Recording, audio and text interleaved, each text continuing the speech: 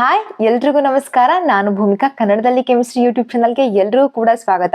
ಎಲ್ಲರೂ ಕೂಡ ಚೆನ್ನಾಗಿದ್ದೀರಾ ಅಂತ ಹೇಳಿ ಭಾವಿಸ್ತಾ ಈ ವಿಡಿಯೋನ ಶುರು ಮಾಡ್ತಾ ಹೋಗ್ತಿದ್ದೀನಿ.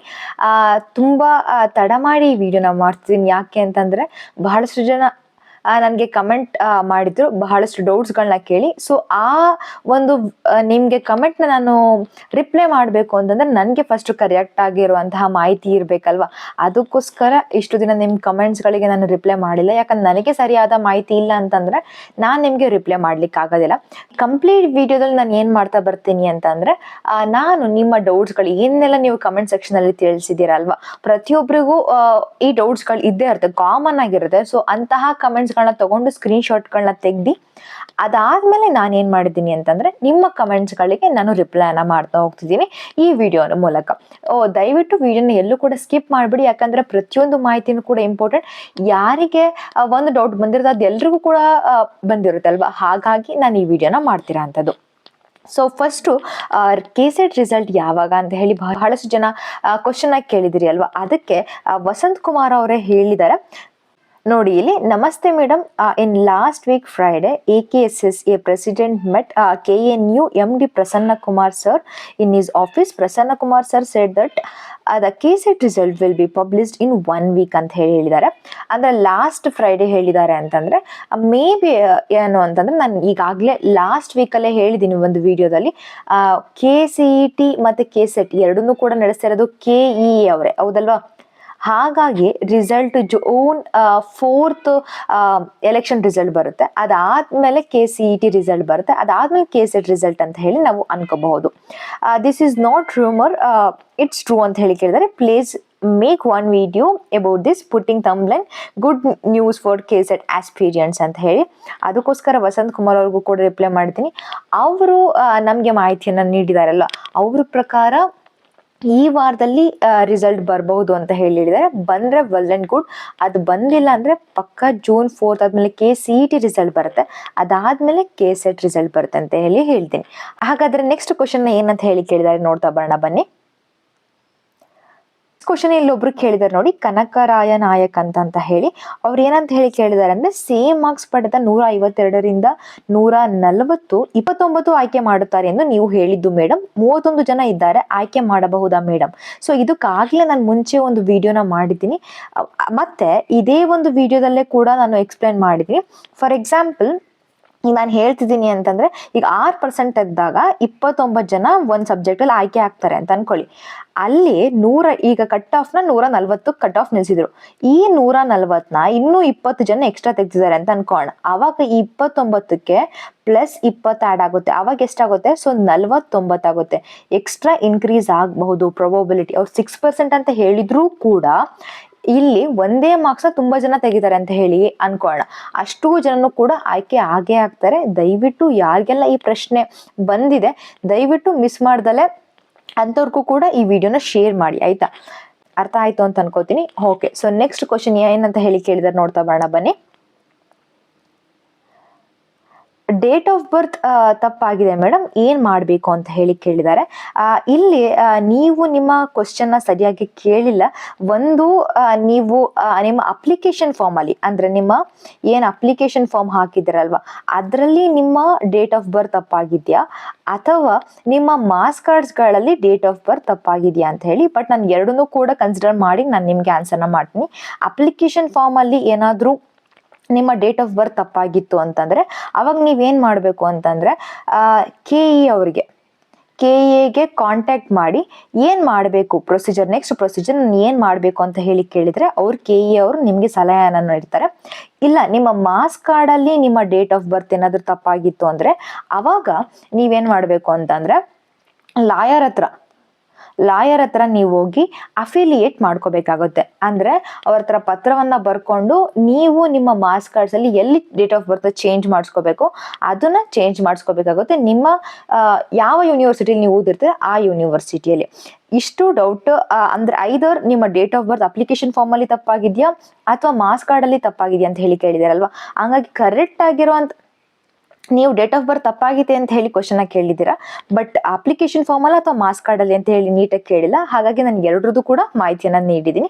ಇನ್ನೊಂದ್ಸಲ ಹೇಳ್ತಿದ್ದೀನಿ, ದಯವಿಟ್ಟು ಅಪ್ಲಿಕೇಶನ್ ಫಾರ್ಮ್ ಅಪ್ಲಿಕೇಶನ್ ಫಾರ್ಮ್ ಅಲ್ಲಿ ಡೇಟ್ ಆಫ್ ಬರ್ತ್ ನೀವೇನಾದ್ರೂ ತಪ್ಪು ಮಾಡಿದಿರಿ ಅಂದ್ರೆ KE ಅವ್ರನ್ನ ಕಾಂಟ್ಯಾಕ್ಟ್ ಮಾಡಿ ಆಮೇಲೆ ಏನ್ ಮಾಡ್ಬೇಕು ಅಂತ ಹೇಳಿ ಪ್ರೊಸೀಜರ್ನ ಫಾಲೋ ಮಾಡಿ. ಅಥವಾ ಮಾರ್ಕ್ಸ್ ಕಾರ್ಡ್ ನಿಮ್ಮ ಡೇಟ್ ಆಫ್ ಬರ್ತ್ ಏನಾದ್ರೂ ತಪ್ಪಾಗಿತ್ತು ಅಂದ್ರೆ ಲಾಯರ್ನ ಮೀಟ್ ಮಾಡಿ ಅಫಿಲಿಯೇಟ್ನ ಮಾಡಿಕೊಂಡು ನಿಮ್ಮ ಯೂನಿವರ್ಸಿಟಿ ಯಾವ್ದಲ್ಲಿ ಓದಿರ್ತೀರಾ ಅಲ್ಲಿ ಹೋಗ್ಬಿಟ್ಟು ಚೇಂಜ್ ಮಾಡಿಸ್ಕೊಳ್ಬಹುದು. ನೆಕ್ಸ್ಟ್ ನೋಡೋಣ. ಗೋಪಾಲ್ ಕೃಷ್ಣನ್ ಅವರು ಕ್ವಶನ್ ಕೇಳಿದ್ದಾರೆ, madam should we attest final result sheet ಅಂತ ಹೇಳಿ ಕೇಳಿದ್ದಾರೆ, ಅಥವಾ madam provisional result sheet can be attested ಅಂತ ಹೇಳಿ ಕೇಳಿದ್ದಾರೆ. ಇಲ್ಲಿ ನೀವು ಏನು ಅಂತಂದ್ರೆ, ನೀವು ಆಗ್ಲೇ ನಿಮ್ಮ MSc ಮುಗಿಸಿದ್ದೀರಾ ಅಥವಾ MA ಮುಗಿಸಿದ್ರೆ ಮಾಸ್ಟರ್ ಡಿಗ್ರಿಯನ್ನ ಮುಗಿಸಿದ್ದೀರಾ ಅಂತಂದ್ರೆ, ಮುಂಚಿನ ವಿಡಿಯೋದಲ್ಲೂ ಕೂಡ ಎಕ್ಸ್ಪ್ಲೈನ್ ಮಾಡಿ ಕೊಟ್ಟಿದ್ದೀನಿ. ನೀವು KCET ರಿಸಲ್ಟ್ ಬಂದ ನಂತರ ಅದಾದ್ಮೇಲೆ 2 years ತನಕ ಟೈಮ್ ಇರುತ್ತೆ, ಗಡಿಬಿಡಿ ಮಾಡ್ಕೊಳ್ಳೋ ಅವಶ್ಯಕತೆ ಇಲ್ಲ. ಸೊ 2 years ಒಳಗಡೆ ನೀವೇನ್ ಮಾಡಬೇಕು ಅಂತಂದ್ರೆ, ನಿಮ್ಮ ಟ್ರಾನ್ಸ್ಕ್ರಿಪ್ಟ್ ಏನಿರುತ್ತೆ, ಫೈನಲ್ ಇಯರ್ ಮಾರ್ಕ್ಸ್ ಕಾರ್ಡ್ ಏನಿರುತ್ತೆ ಅದನ್ನ ಅಟೆಸ್ಟ್ ಮಾಡಬೇಕಾಗುತ್ತೆ.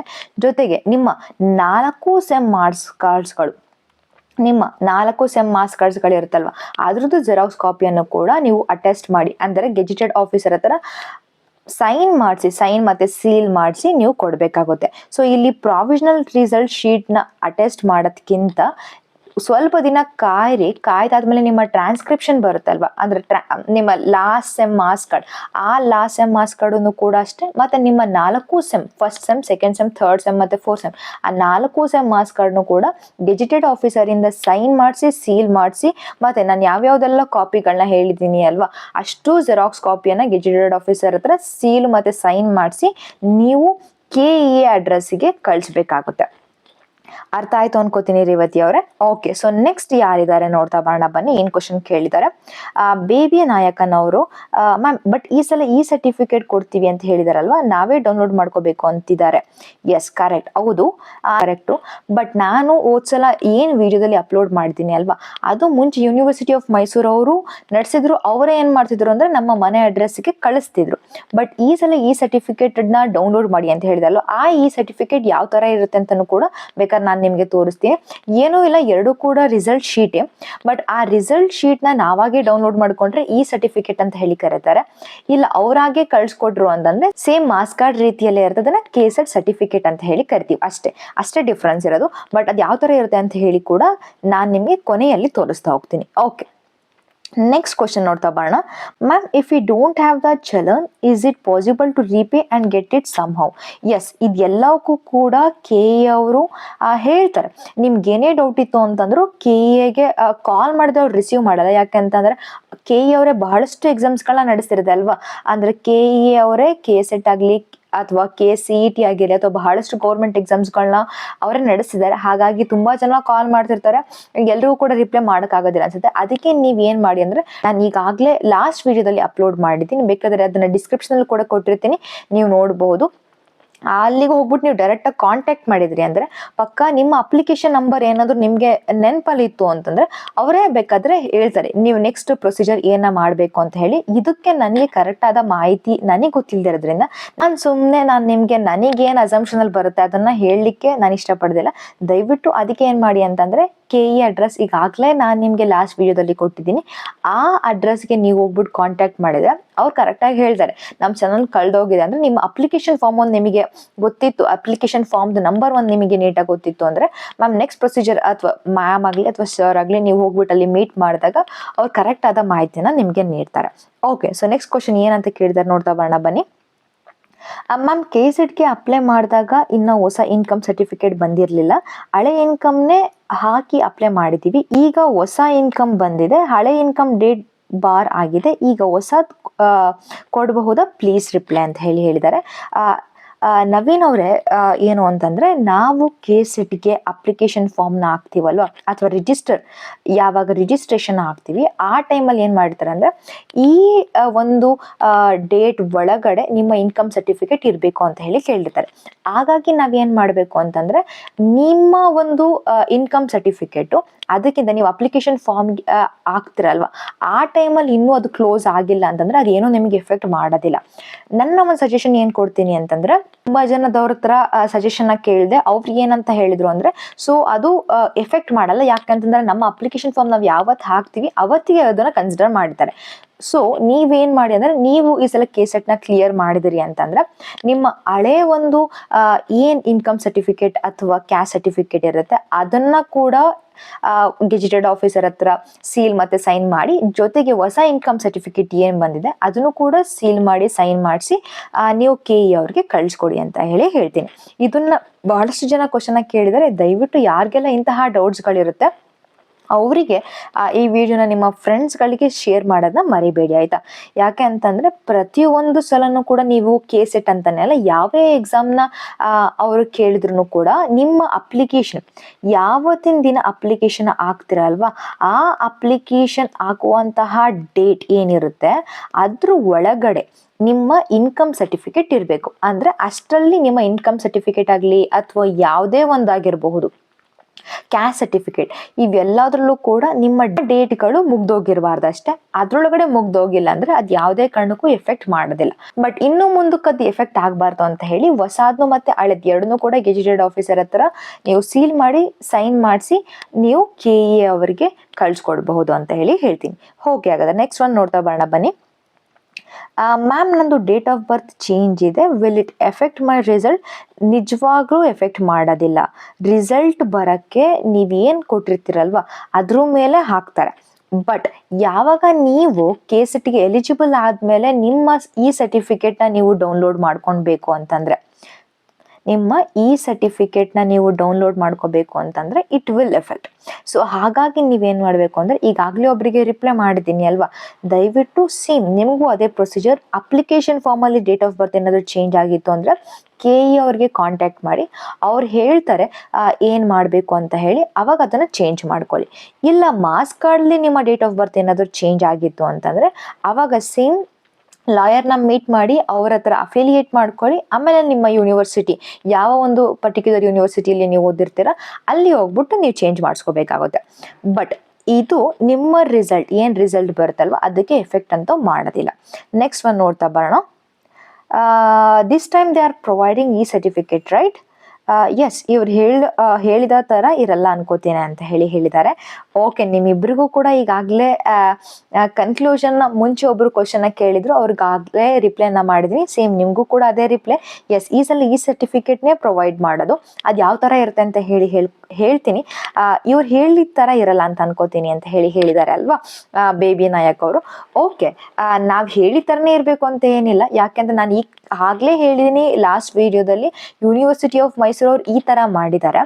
ಬಟ್ KE ಅವ್ರು ಯಾವ ಥರನಾದರೂ ಮಾಡ್ಬೋದು ಅಂತ ಹೇಳಿ, ಬಟ್ ನಿಮ್ಗೊಂದು ನಾಲೆಜ್ ಇರಲಿ ಯಾವ ಥರ ಇರುತ್ತೆ ಅಂತ ಹೇಳಿ, ಅದಕ್ಕೋಸ್ಕರ ನಾನು ನಿಮಗೆ ತೋರಿಸಿರೋದಷ್ಟೇ. ಸೇಮ್ ಅದೇ ಥರನೇ ಇರುತ್ತೆ ಅಂತ ಹೇಳಿ ನಾವು ಹೇಳಲಿಕ್ಕಾಗಲ್ಲ, ಯಾಕಂದರೆ ಈ ಸಲ KE ಅವ್ರು ನಡೆಸ್ತಿರೋದು. ಸೊ ಪ್ರತಿಯೊಂದ್ಸಲೂ ನಾವು ಒಂದೇ ಥರ ಇರುತ್ತೆ ಅಂತ ಹೇಳಿ ನಾವು ನಿಮಗೆ ಭರವಸೆನ ನೀಡಲ್ಲ. ಈ ಥರ ಇರಬಹುದು ಅಂತ ಹೇಳಿ ಪ್ರೊಬಬಿಲಿಟಿನ ಹೇಳ್ಬೋದು ಹೊರತು 100% ಎಲ್ಲೂ ಕೂಡ ಹೇಳಲಿಕ್ಕಾಗೋದಿಲ್ಲ. ಓಕೆ, ಹಾಗಾದ್ರೆ ನೆಕ್ಸ್ಟ್ ಕ್ವಶನ್ ಏನಂತ ಇದೆ ನೋಡ್ತಾ ಬರೋಣ ಬನ್ನಿ. ಮೇಡಮ್, ನಾನು 4 ಸೆಮ್ ಇನ್ನೂ ಕೋರ್ಸ್ ಕಂಪ್ಲೀಟ್ ಆಗಿಲ್ಲ, ಬಟ್ ಸರ್ಟಿಫಿಕೇಟ್ ಬರುತ್ತಾ ಆರ್ ಇಲ್ವಾ ಮೇಡಮ್?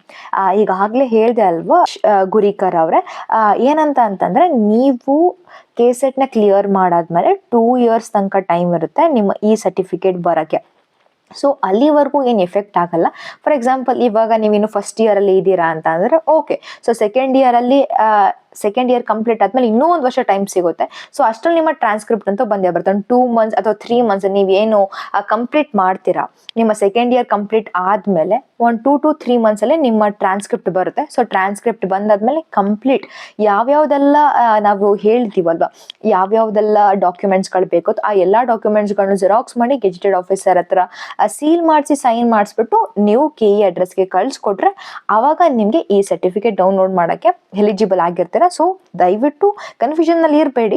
ನೀವು ಏನಾದರೂ ಎಲಿಜಿಬಲ್ ಆದ್ರಿ ಅಂದರೆ ನಿಮಗೆ ಸರ್ಟಿಫಿಕೇಟ್ ಸಿಕ್ಕೇ ಸಿಗುತ್ತೆ within the span of 2 years. ಏನು ಹೆದರಿಕೆ ಪಡುವಂತಹ ವಿಚಾರ ಏನಿಲ್ಲ. Next, have lost first year marks card but have second year marks card, so ಹೇಳಿ ಮೇಡಮ್ ಅಂತ ಕೇಳಿದ್ದಾರೆ ನರಸಿಂಹ ಸಾಗರ್ ಅವರು.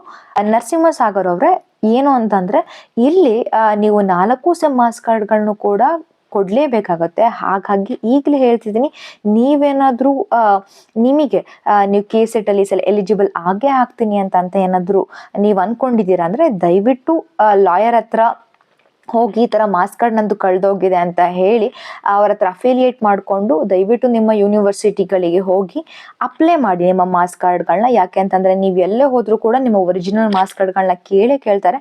ಹಾಗಾಗಿ ಏನು ಕಳ್ಕೊಂಡಿದ್ದೀರಲ್ವ ಆ ಫಸ್ಟ್ ಇಯರ್ ಮಾರ್ಕ್ಸ್ ಕಾರ್ಡ್ಗಳನ್ನ ದಯವಿಟ್ಟು ಪಡ್ಕೊಳ್ಳಿ. ಏನು ಅಂತಂದರೆ ಮ್ಯಾಕ್ಸಿಮಮ್ ₹1,000 ಇರುತ್ತೆ ಅಥವಾ ₹750 ಇರುತ್ತೆ ಒಂದು ಮಾರ್ಕ್ಸ್ ಕಾರ್ಡ್ಗೆ. ದಯವಿಟ್ಟು ಆ ಫಸ್ಟ್ ಇಯರ್ ಮಾರ್ಕ್ಸ್ ಕಾರ್ಡ್ಗಳನ್ನ ತೊಗೊಳ್ಳಿ. ವಾಪಸ್ ತೊಗೊಂಡ್ರೆ ಮಾತ್ರ ಇಲ್ಲಿ ನಿಮಗೆ ಈ ಸರ್ಟಿಫಿಕೇಟ್ ಡೌನ್ಲೋಡ್ ಮಾಡೋಕ್ಕೆ ಎಲಿಜಿಬಲ್ ಆಗ್ತೀರಾ. ಯಾಕೆ ಅಂತಂದ್ರೆ ಅವರೇ ಹೇಳಿದ್ದಾರೆ 4 ಸೆಮ್ ಮಾರ್ಕ್ಸ್ ಕಾರ್ಡ್ಸ್ಗಳು ಕೂಡ ಅವಶ್ಯಕತೆ ಇದೆ ಅಂತ ಹೇಳಿ. ನೀವು KCET ಅಲ್ಲಿ ಎಲಿಜಿಬಲ್ ಆಗಿ ನಿಮ್ಮ ಈ ಸರ್ಟಿಫಿಕೇಟ್ನ ಡೌನ್ಲೋಡ್ ಮಾಡ್ಕೋಬೇಕು ಅಂತಂದ್ರೆ ಅವ್ರು ಏನೆಲ್ಲ ಡಾಕ್ಯುಮೆಂಟ್ಸ್ಗಳನ್ನ ಕೇಳಿದ್ದಾರೆ ಅಷ್ಟನ್ನು ಕೂಡ ನೀವು ಪ್ರೊವೈಡ್ ಮಾಡಿದ್ರೆ ಮಾತ್ರ ನಿಮ್ಮ ಈ ಸರ್ಟಿಫಿಕೇಟ್ನ ನೀವು ಡೌನ್ಲೋಡ್ ಮಾಡ್ಕೋಬಹುದು. ಇಲ್ಲ ಅಂದ್ರೆ ಇಲ್ಲ. ದಯವಿಟ್ಟು ಇನ್ನೂ ಟೈಮ್ ಇದೆ, ಅದಕ್ಕೋಸ್ಕರ ಹೇಳ್ತಿದ್ದೀನಿ.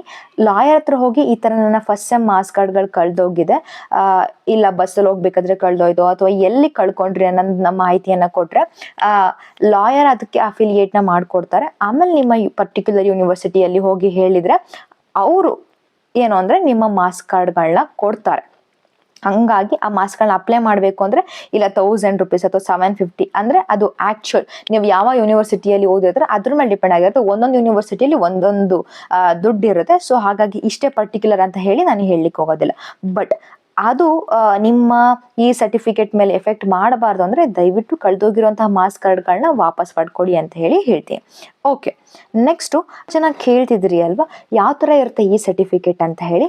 ಅದಕ್ಕೋಸ್ಕರ ನಾನು ಇದನ್ನು ತೋರಿಸ್ತಿರೋದು. ಇದು ಗೇಟಿಂದು ಈ ಸರ್ಟಿಫಿಕೇಟ್. ಅಲ್ಲೂ ಕೂಡ ಆನ್ಲೈನಲ್ಲಿ ಥರ ಬಿಟ್ಟಿರ್ತಾರೆ. ಇದನ್ನು ನೀವು ಕಲರ್ ಪ್ರಿಂಟೌಟ್ನ ತೆಕ್ಕೋಬೇಕಾಗುತ್ತೆ.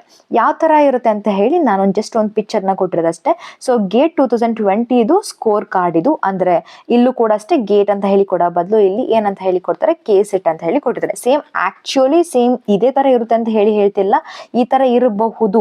ಯಾಕಂದ್ರೆ ಈ ಸರ್ಟಿಫಿಕೇಟ್ ಇದು ಕೂಡ ಈ ಸರ್ಟಿಫಿಕೇಟ್ ಇದನ್ನು ಕೂಡ ಆನ್ಲೈನಲ್ಲಿ ಡೌನ್ಲೋಡ್ ಮಾಡ್ಕೊಂಡಿರುವಂಥದ್ದು. ಇದು ಯಾವುದೇ ಕಾರಣಕ್ಕೂ ನಮ್ಮ ಪರ್ಟಿಕ್ಯುಲರ್ ಅಡ್ರೆಸ್ಗೆ ಬಂದಿರೋದಿಲ್ಲ. ಏನು ಆನ್ಲೈನಲ್ಲಿ ಬಿಟ್ಟಿರ್ತಾರೆ ಈ ಸರ್ಟಿಫಿಕೇಟ್ ಅದನ್ನು ನಾವು ಡೌನ್ಲೋಡ್ ಮಾಡ್ಕೋಬೇಕಾಗುತ್ತೆ. ವಿತ್ ಕಲರ್ ಪ್ರಿಂಟ್ ನೀವು ತೆಗೆಸ್ಕೋಬೇಕಾಗುತ್ತೆ. ಇದು ಗೇಟಿಂದು. ಇಲ್ಲಿ ನೇಮ್ ಕೊಟ್ಟಿದ್ದಾರೆ, ರಿಜಿಸ್ಟರ್ ನಂಬರ್ ಇವೆಲ್ಲವನ್ನು ಕೂಡ ಔಟ್ ಮಾಡಿದ್ದೀನಿ. ನೆಕ್ಸ್ಟ್ ಅದರ ಎಕ್ಸಾಮಿನೇಷನ್ ಪೇಪರ್ ಬಂದು ಇಲ್ಲಿ ಕೆಮಿಸ್ಟ್ರಿ ಅವ್ರ ಫೋಟೋ ಇದೆ, ಫೋಟೋನು ಕೂಡ ನಾನು ಔಟ್ ಮಾಡಿದ್ದೀನಿ. ಇಲ್ಲಿ ಅವ್ರ ಸಿಗ್ನೇಚರ್ ಇರುತ್ತೆ, ಅದನ್ನು ಕೂಡ ನಾನು ಔಟ್ ಮಾಡಿದ್ದೀನಿ. ಕ್ವಾಲಿಫೈಯಿಂಗ್ ಮಾರ್ಕ್ಸ್ ಅಂತ ಹೇಳಿ ಕೊಟ್ಟಿದ್ದಾರೆ ಇಲ್ಲಿ ಈ ತರ. ಬಟ್ ಇಲ್ಲಿ KCET ಯಾವ ತರ ಇರುತ್ತೆ ಆ ತರ ಕೊಟ್ಟಿರ್ತಾರೆ. ಇಲ್ಲಿ number of candidates appeared in this paper ಅಂತ ಬಂದು 24,414 ಜನ. ಇಲ್ಲಿ KE ಅವ್ರು ಯಾವ ತರ ಕೊಡ್ತಾರೆ ಅಂತ ಹೇಳಿ ನನಗೆ ಮಾಹಿತಿ ಇಲ್ಲ. ಬಟ್ ಈ ತರ ಸೇಮ್ ಈ ತರ ಶೀಟ್ ಇರುತ್ತೆ. ಈ ಶೀಟ್ ತರಾನೇ ನಮ್ಮ KE ಅವರು ಕೂಡ ಕೊಟ್ಟಿರ್ತಾರೆ, ನೀವು ಡೌನ್ಲೋಡ್ ಮಾಡ್ಕೋಬೇಕಾಗುತ್ತೆ. ಇಲ್ಲಿ ಸ್ಕ್ರಾಚ್ ಔಟ್ ಮಾಡಿದ್ದೀನಲ್ವಾ, ಈ ಜಾಗ ಏನು ಅಂತಂದ್ರೆ ಬಾರ್ಕೋಡ್. ಇಲ್ಲಿ ಬಾರ್ಕೋಡ್ ಕೊಟ್ಟಿರ್ತಾರೆ. ಅದಕ್ಕೋಸ್ಕರ ನಾವು ಹೇಳಿದ್ದು ಯಾವುದೇ ಕಾರಣಕ್ಕೂ ಕೂಡ ನೀವು ಲ್ಯಾಮಿನೇಷನ್ನ ಮಾಡಿಸಬಾರ್ದು. ಲ್ಯಾಮಿನೇಷನ್ ಮಾಡಿಸಿದ್ರೆ ಈ ಬಾರ್ಕೋಡ್ ಸ್ಕ್ಯಾನ್ ಆಗಲ್ಲ. ಅದಕ್ಕೋಸ್ಕರ ದಯವಿಟ್ಟು ಅದ್ರ ಒಂದು ಟ್ರಾನ್ಸ್ಪರೆಂಟ್ ಕವರ್ ಏನು ಬರುತ್ತಲ್ವ ಆ ಟ್ರಾನ್ಸ್ಪರೆಂಟ್ ಕವರ್ಲಿ ನೀವು ಇಟ್ಕೋಬೋದು. ಸೇಮ್ ಇದೇ ಥರ ಅಂತ ಹೇಳಿ ನಾನು ಭರವಸೆನ ನೀಡಲ್ಲ. ಬಟ್ ಈ ಥರ ಒಂದು ಪಿಕ್ಚರ್ ಒಂದು ಜಸ್ಟ್ ನಿಮ್ಗೊಂದು ಕ್ಲಾರಿಫಿಕೇಶನ್ ಕೊಡೋಕ್ಕೆ ಯಾವ ಥರ ಇರುತ್ತೆ ಈ ಸರ್ಟಿಫಿಕೇಟ್ ಅಂತ ಹೇಳಿರೋದು. ಇಲ್ಲಿ ಗೇಟ್ ಅಂತ ಹೇಳಿ ಕೊಡ್ತಾರೆ, ಆ ಜಾಗದಲ್ಲಿ KE ಅಂತ ಹೇಳಿ ಬರ್ಬೋದು ಅಥವಾ KCET ಅಂತ ಹೇಳಿ ಬರ್ಬೋದು. ಅವ್ರಿಗೆ ಯಾವ ಥರ ಮಾಡಿಫಿಕೇಶನ್ ಒಂದು ಪೇಪರ್ ಅಂದ್ರೆ ಎಕ್ಸಾಕ್ಟ್ ಒಂದು ಮಾರ್ಕ್ಸ್ ಕಾರ್ಡ್ ಯಾವ ಥರ ಅವ್ರಿಗೆ ಪಿಕ್ಚರ್ ಯಾವ ಥರ ಬರಬೇಕು ಅಂತ ಹೇಳಿ ಇರುತ್ತೆ ಆ ಥರ ಅವರು ಅದನ್ನು ಕೊಡ್ತಾರೆ ಅಂತ ಹೇಳಿ ಹೇಳ್ಬೋದು.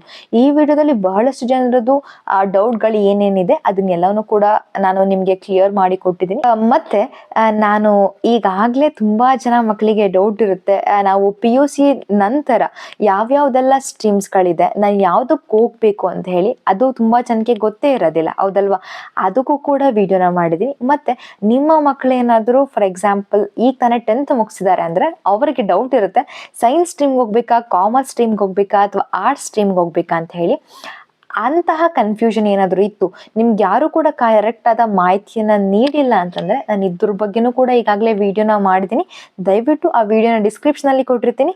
ಮಿಸ್ ಮಾಡ್ದಲೇ ಅಂತಹ ಮಕ್ಕಳೇನಾದರೂ ನಿಮ್ಗೆ ಗೊತ್ತಿದ್ರು ಅಂದರೆ ಅವರಿಗೆ ಶೇರ್ ಮಾಡೋದನ್ನ ಮರಿಬೇಡಿ. ಈ ವಿಡಿಯೋ ಏನಾದರೂ ಇಷ್ಟ ಆಗಿತ್ತು ಅಂದರೆ ಲೈಕ್ ಮಾಡೋದನ್ನ, ಶೇರ್ ಮಾಡೋದನ್ನ ಮತ್ತು ಸಬ್ಸ್ಕ್ರೈಬ್ ಆಗೋದನ್ನು ಕೂಡ ಮರಿಬೇಡಿ ಅಂತ ಹೇಳ್ತಾ ಮತ್ತೊಂದು ವಿಡಿಯೋದ ಮೂಲಕ ನಾನು ನಿಮ್ಮನ್ನು ಭೇಟಿ ಮಾಡ್ತೀನಿ.